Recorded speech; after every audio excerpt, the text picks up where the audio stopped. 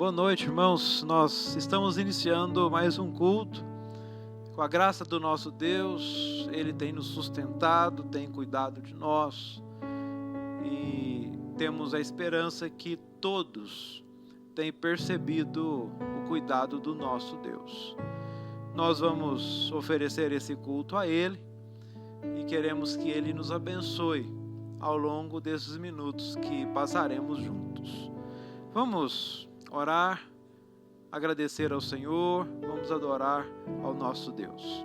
Senhor nosso Deus, nós somos gratos ao Senhor pelo Teu amor e nós queremos oferecer esse culto de todo o nosso coração, que o Senhor possa recebê-lo. Deus, que a palavra do Senhor que será lida, anunciada nesta oportunidade, possa produzir transformação de pensamento e de coração, que ela possa nos guiar e que ela possa clarear para as nossas decisões. Ó Deus, muito obrigado pela oportunidade de cultuar ao Senhor ao lado de nossa família, em nossos lares. Abrevia, ó Pai, esse tempo difícil que nós estamos vivendo. É o nosso desejo. Mas também queremos agradecer ao Senhor que tem estado conosco. E nós adoramos ao Senhor porque o Senhor é Deus fiel. Em nome de Cristo Jesus é a nossa oração. Amém. A Bíblia nos diz assim: ó Senhor, Tu és o meu Deus, exaltar-te-ei a Ti e louvarei o Teu nome, porque tens feito maravilhas e tens executado os Teus conselhos antigos, fiéis e verdadeiros. Vamos louvar ao Senhor.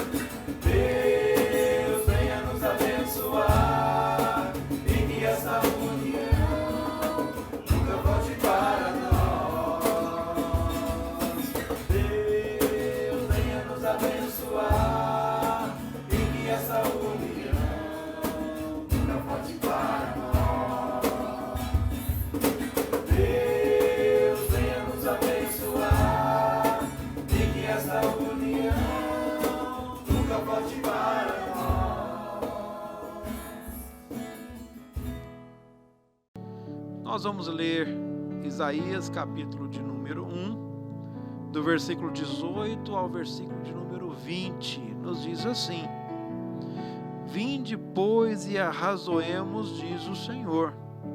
Ainda que os vossos pecados sejam como a escarlata, eles se tornarão brancos como a neve. Ainda que sejam vermelhos como o carmesim, se tornarão como a lã. Se quiserdes e me ouvirdes, comereis o melhor dessa terra. Mas se recusardes e fordes rebeldes, sereis devorados à espada, porque a boca do Senhor o disse. Vamos orar, pedindo que Deus possa perdoar os nossos pecados. Senhor Deus, nós cremos que o Senhor é misericordioso.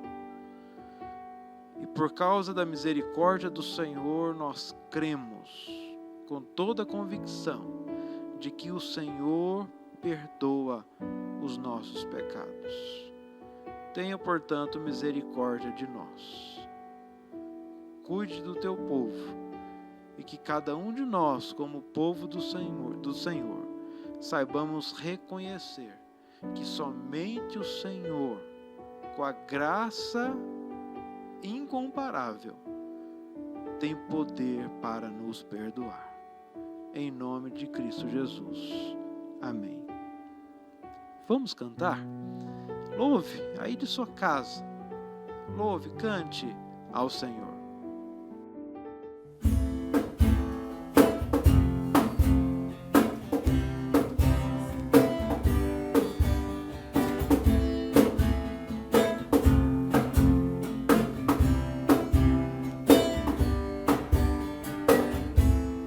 Nada vai me separar, mesmo se eu me abalar, teu amor não falha.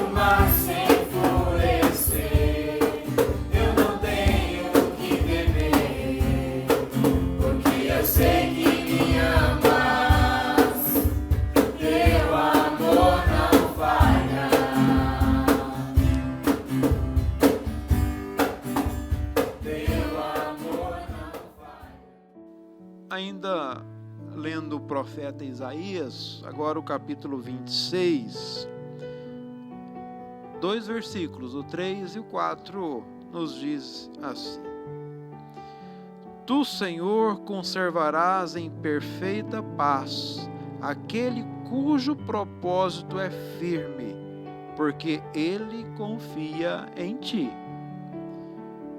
Confiai no Senhor perpetuamente, porque o Senhor Deus é uma rocha eterna. Confiai no Senhor Deus perpetuamente.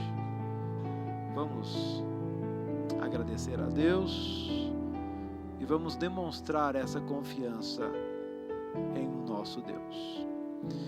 Senhor, nós confiamos e nós cremos que o Senhor é Deus presente. Nós confiamos no Senhor e temos plena convicção de que o Senhor jamais vai nos desamparar.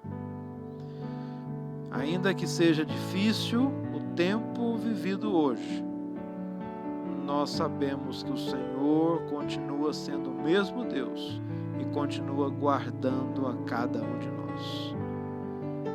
Temos a esperança no Senhor e nós vamos continuar esperando, crendo, confiando no Senhor. Oramos em nome de Jesus. Amém.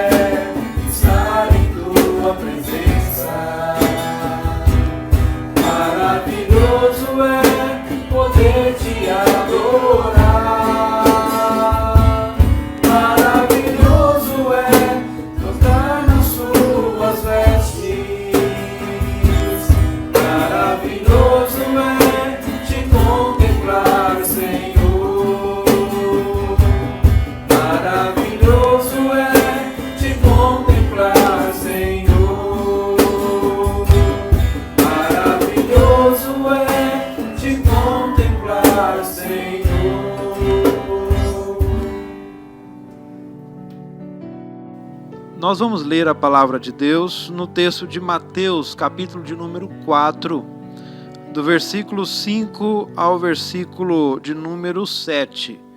Diz assim: Então o diabo o levou à cidade santa, colocou-o sobre o pináculo do templo e lhe disse: Se és filho de Deus, atira-te abaixo, porque está escrito: Aos seus anjos ordenarás a teu respeito que te guardem, e eles te susterão nas suas mãos, para não tropeçares em alguma pedra. Respondeu-lhe Jesus: também está escrito: não tentarás o Senhor teu Deus. Vou apresentar a você duas possibilidades que podem ser comuns ao longo de nossa vida. A primeira é que, sem a nossa percepção, sem que percebamos, podemos nos encontrar no meio de um grande perigo. Isso pode acontecer de forma inesperada quando você se der conta, você olhar à sua volta, perceber que você está em meio a um grande perigo.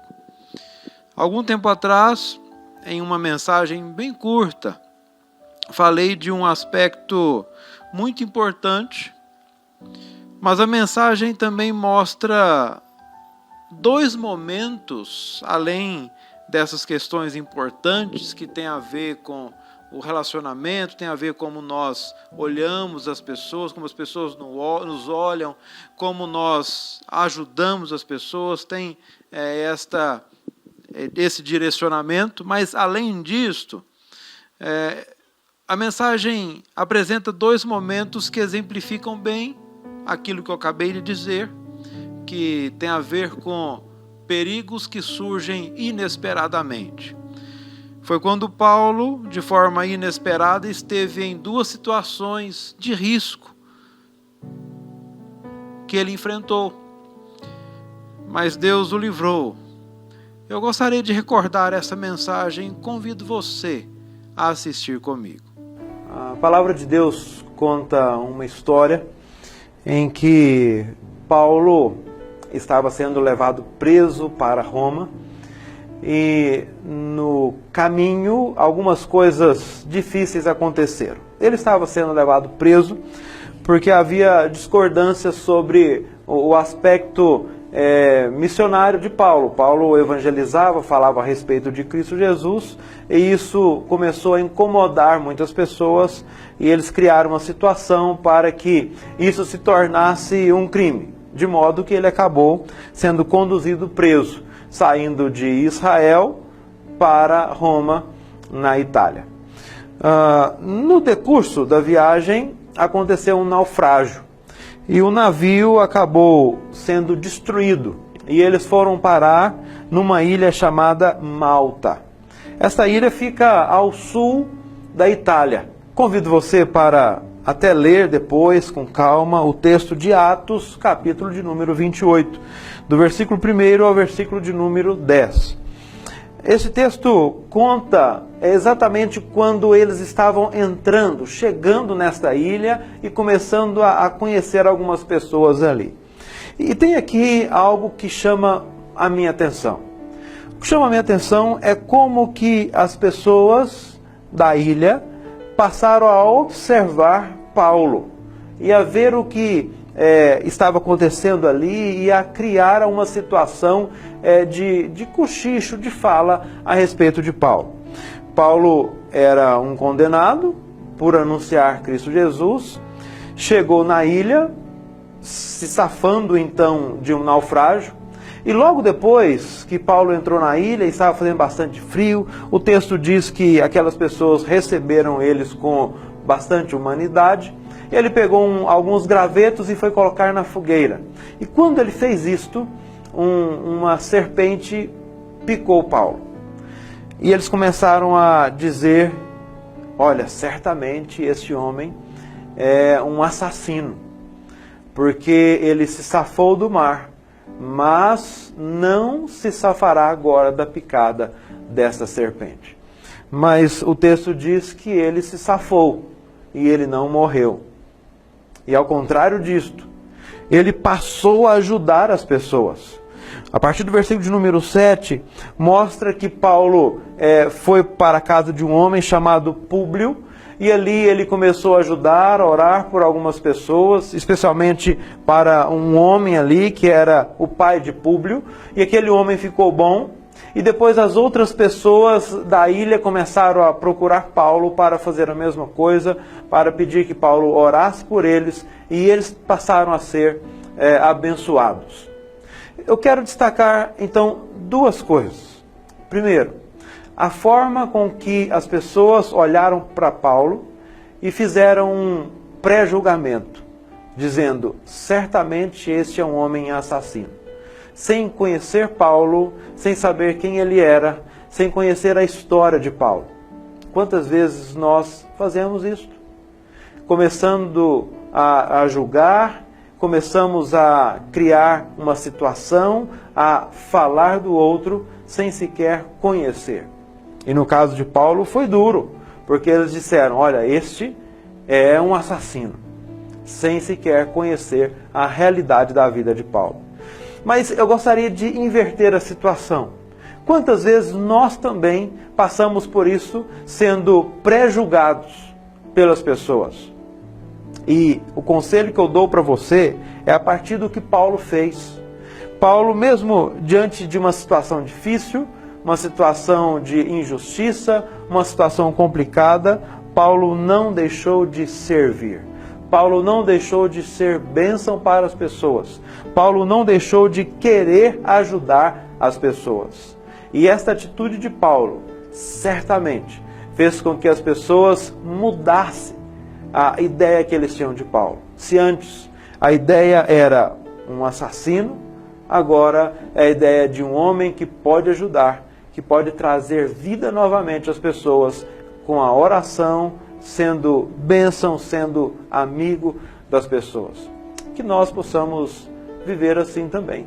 Que a gente possa ter o desejo de querer muito mais ajudar, servir, e para que as pessoas possam nos conhecer a partir dessa prática boa, prática de ir adiante e fazer coisas que valem a pena. E que Deus abençoe a sua vida. Além disto, que nós acabamos de perceber, perigos que surgem sem a nossa percepção, mas que a gente simplesmente se encontra no meio dele, tem uma segunda possibilidade que é também comum em nossa vida. Existe um perigo, nós sabemos do perigo, nós percebemos e nós temos a possibilidade de decidir entrar no perigo ou evitar. E Jesus, sobre esse segundo aspecto que também faz parte de nossa vida e também que nós enfrentamos, exemplifica claramente essa situação, essa segunda situação, neste texto que nós acabamos de ler, de Mateus capítulo de número 4. Jesus foi desafiado por Satanás. Satanás disse, olha, vai lá, Deus vai te livrar, Deus vai mostrar que você é poderoso, basta você fazer isto, você vai evidenciar a sua capacidade, você vai evidenciar o seu poder, você vai mostrar para as pessoas quem é Jesus. Pule de lá, os anjos vão te sustentar, os anjos vão te segurar, os anjos vão te proteger. Então Jesus, sabendo do perigo, sabendo do risco, disse, não tentarás o Senhor teu Deus. Jesus não estava demonstrando falta de fé. Jesus não estava demonstrando falta de coragem. Jesus estava dizendo que não podemos tentar ao nosso Deus. Não podemos obrigar o Senhor Deus a fazer aquilo que nós queremos, da forma que nós queremos. Principalmente se for para exaltar a nossa vida, ainda que seja a nossa fé. Irmãos, nós estamos diante de uma pandemia. O mundo todo foi afetado. O mundo todo mudou a rotina. E nós estamos dentro dessa situação e não temos a certeza de quase nada. E essa situação faz-nos pensar as duas formas que nós apresentamos aqui aos irmãos. Primeiro, que de forma inesperada nós nos vimos dentro dessa situação. Este é um aspecto. Mas existe um outro aspecto. O outro aspecto é saber que existe um risco maior e termos a oportunidade de decidir se nós arriscamos ou se nós nos resguardamos. Eu estou dizendo isso porque há pessoas que falam: onde que está a sua fé como líder de uma igreja?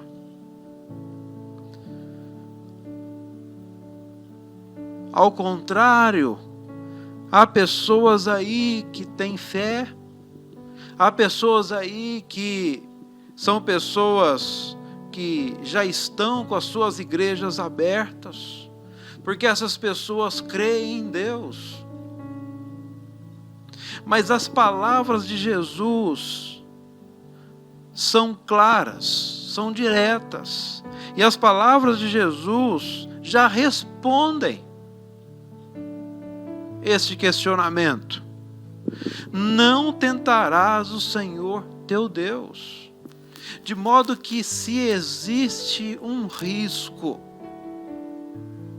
nós não podemos colocar a fé em xeque, não podemos tentar o nosso Deus dizendo eu vou, se nós podemos evitar. Existe o perigo, não podemos entrar nele, se caso é possível evitar o perigo. Só que eu quero dizer mais algumas coisas que são importantes. Onde está o caráter cristão desses líderes religiosos que, em nome de uma aparente fé, descumprem ordens, desobedecem? Descumprir ordens é o mesmo que passar no sinal vermelho. Comete-se um erro, comete-se um pecado de tentar a Deus, dizendo que estão adorando a Deus. Isto não é fé. Pelo contrário, isto é um distanciamento dos ensinos bíblicos, daquilo que a palavra de Deus nos ensina. Como vão pregar sobre unidade? Como vão pregar sobre cidadania? Como vão falar sobre os compromissos com a nação? Como vão pregar sobre a obediência? Como vão subir no púlpito? Como vão? Se praticam atos como que se não importassem com o próximo. E mais, como ficará a consciência desses líderes, caso alguém adoeça e chegue à morte, por ter participado de um ajuntamento, ainda que tenha o nome de um encontro religioso, de um culto? É absolutamente atual a fala de Martinho Lutero. Martinho Lutero foi um grande homem, um grande religioso, um grande servo de Deus, um grande reformador, um homem de fé, um homem de coragem. Com absoluta certeza, eu ouso dizer, um homem com mais coragem que os grandes líderes religiosos do nosso tempo.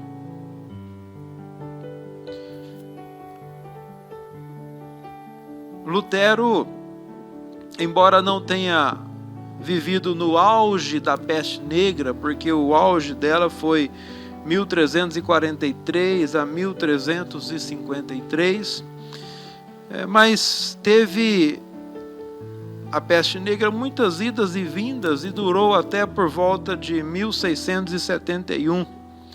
De modo que Lutero vivenciou tempos da peste negra. Ouviu relatos fortes, tristes, marcantes a respeito dela. E viu pessoas sofrendo e padecendo e morrendo por causa dela.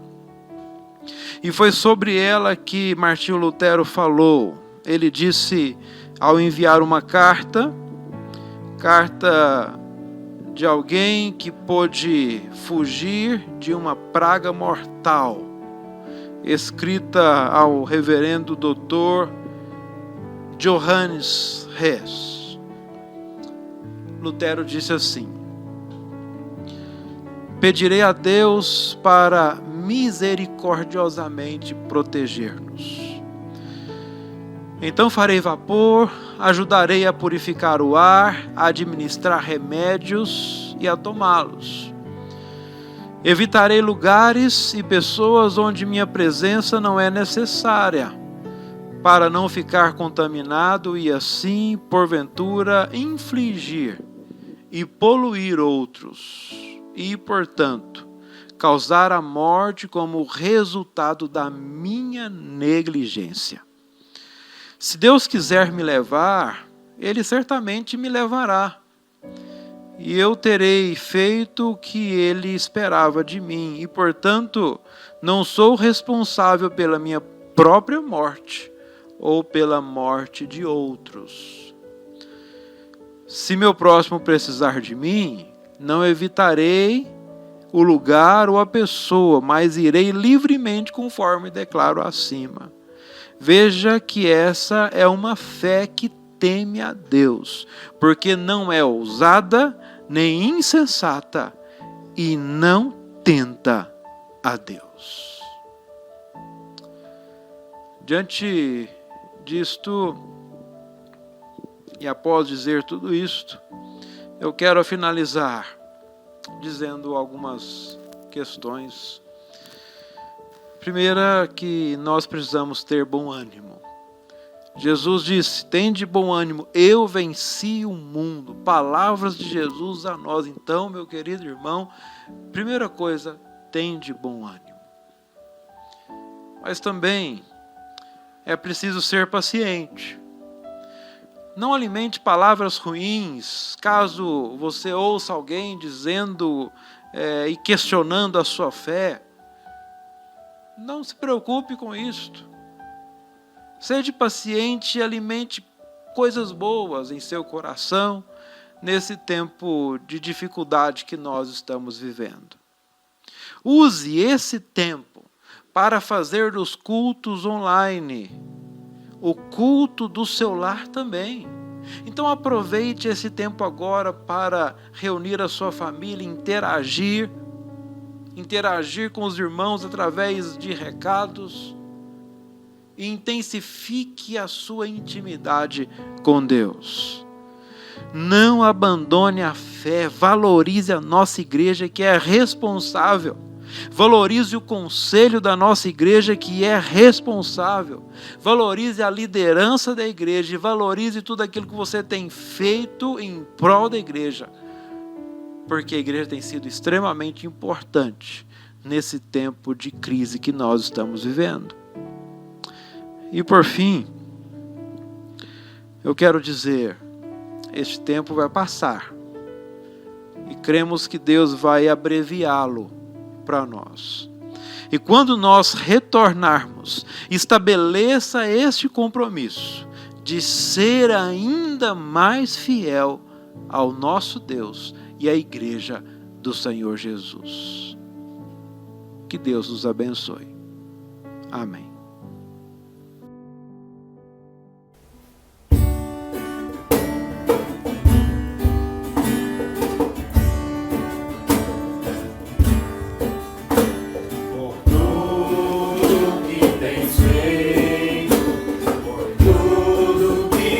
Fazer por tuas promessas e tudo que és, eu quero te agradecer com todo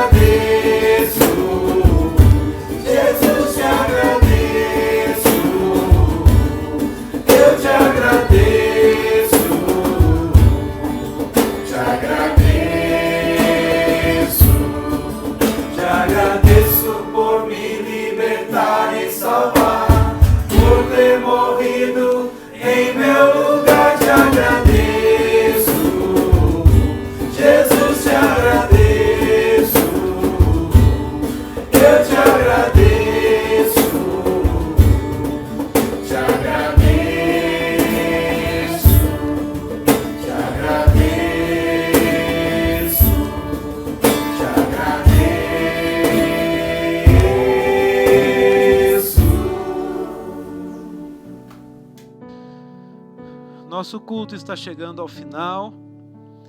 É bom entrar em seu lar através das redes sociais. É bom poder ter essa proximidade e também dizer que a igreja, ainda que um pouco mais distante um do outro, está pronta e de braços abertos para você. Se você quiser interagir com a gente, entrar em contato conosco, fique à vontade para mandar alguma mensagem, para ligar, para podermos ter esse contato, ainda que virtual. Deus está com você, está com a sua família, e o nosso desejo é que você tenha uma semana muito especial na presença do nosso Deus. Nós vamos orar, finalizando este culto. Senhor nosso Deus, chegamos ao final de mais um culto. Nós percebemos que o Senhor esteve conosco e tem estado ao nosso lado. Cuide de nós, cuide da igreja de Cristo Jesus. Senhor nosso Deus, pedimos que o Senhor tenha misericórdia das pessoas enfermas, das pessoas que porventura têm enfrentado dificuldades. Ó Deus, tenha misericórdia da igreja do Senhor Jesus e abençoe a nossa igreja, aquela que congregamos, a Igreja Presbiteriana Bom Sucesso. Cuide de nós como igreja do Senhor. Dê a nós uma semana debaixo da proteção do Senhor e do cuidado do Senhor, e que seja uma semana de bênçãos. É o nosso desejo, a nossa oração e a nossa esperança, em nome de Cristo Jesus. E agora, Senhor nosso Deus, que a graça de Cristo Jesus, que o amor de Deus eterno Pai, que a comunhão e a consolação do Espírito Santo repouse sobre você, povo de Deus, e permaneça hoje e para todo sempre. Amém. Deus, somente Deus, criou o mundo e tudo que contém.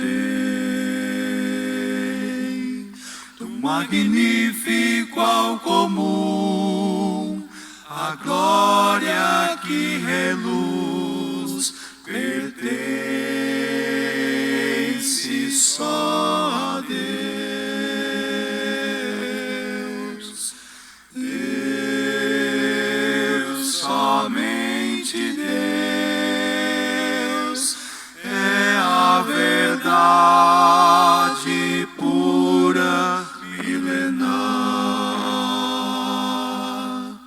Pode o homem desejar, mas nunca irá mudar o plano desse Deus.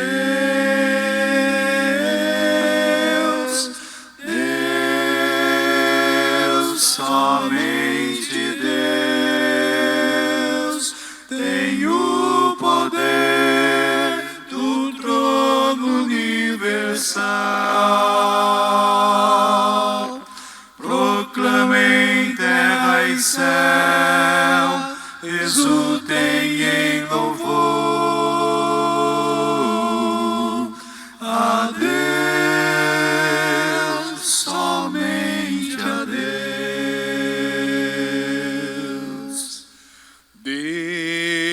Deus, somente Deus, será o gozo do eterno lar.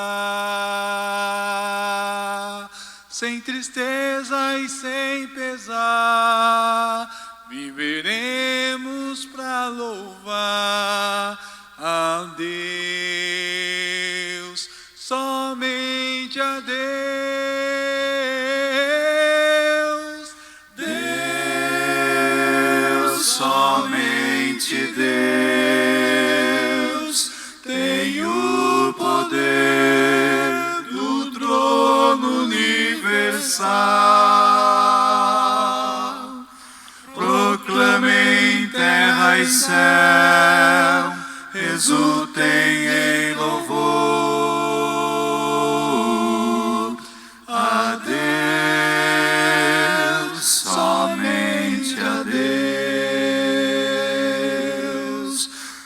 proclamem terra e céu, exultem em